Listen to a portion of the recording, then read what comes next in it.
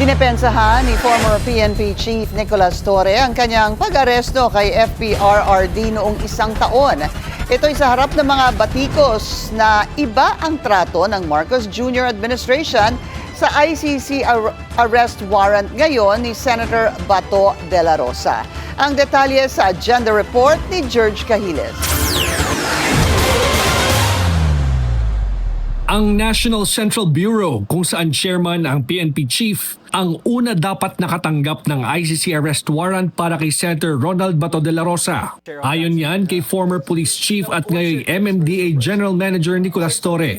Noong Lunes, nagpunta sa Senado si former Senator Antonio Trillanes at ang National Bureau of Investigation. Bit-bit ang arrest warrant para kay de la Rosa. Sa araw na yon, nilinaw ni PNP spokesperson Brigadier General Randolph Tuanyo na wala pa silang natatanggap na kopya ng arrest order.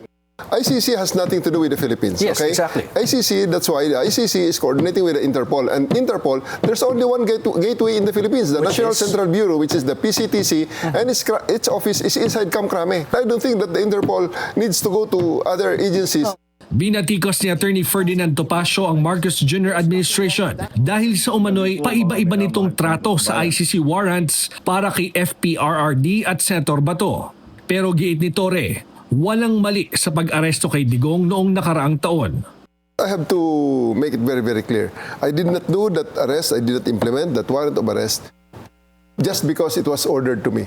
I did it because I believe that is the right thing to do, that is in order, that is lawful, and that should be done to start the process of the trial.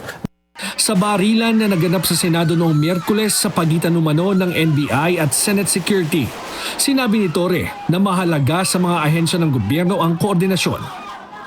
Para sa agenda, George Cahiles, Billionaire News Channel. Mag-follow sa aming mga social media accounts at mag-subscribe sa aming YouTube channel para sa pinakahuli at eksklusibong mga balita.